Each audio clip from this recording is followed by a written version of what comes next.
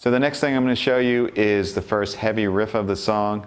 And for this type of section where the band plays a heavy part like this, Metallica has always been a really big influence on me with the chunky E and the two-note power chords and some of the chromatic single-note movements. So check it out.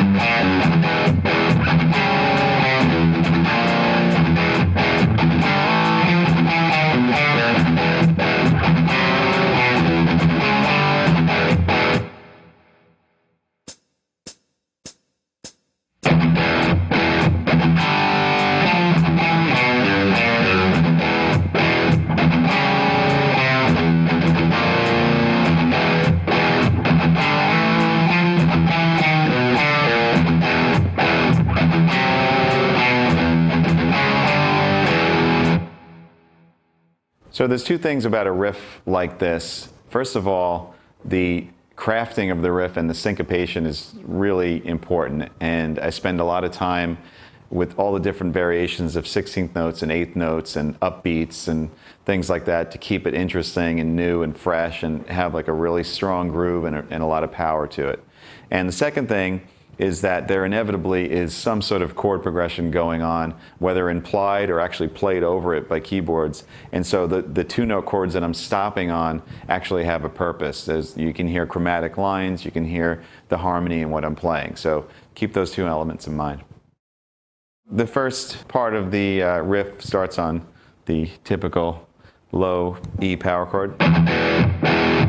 And the key to all this type of stuff is the combination of when you actually mute the notes and then when you let the chord ring. Because this whole thing could sound like that or it could sound... But the way I'm doing it, it's a combination, and depending on how you do it, actually shapes the sound of the riff. And part of that's not only the right hand, but it's the left hand and how you mute the strings that are ringing like the E. In fact, your hand actually hitting the E is part of the sound of the riff.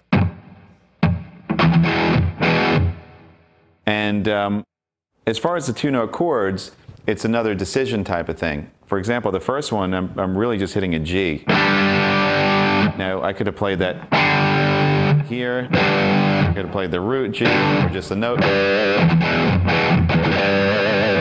But I chose the open D and G.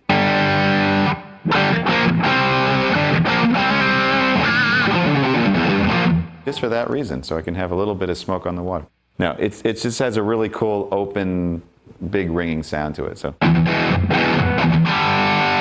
you just have to be careful that you don't hit any other strings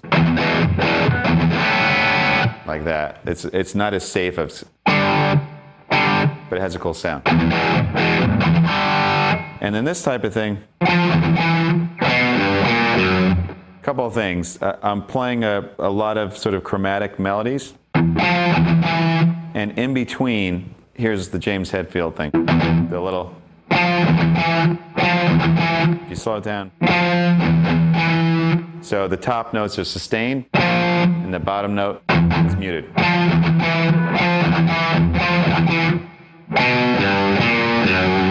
When I get down here, I'm really playing a G to an F sharp. So if you look at the harmony,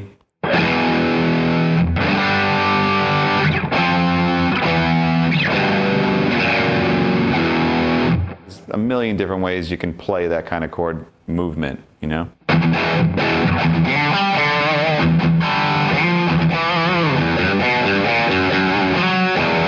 But I chose this particular arrangement of syncopation.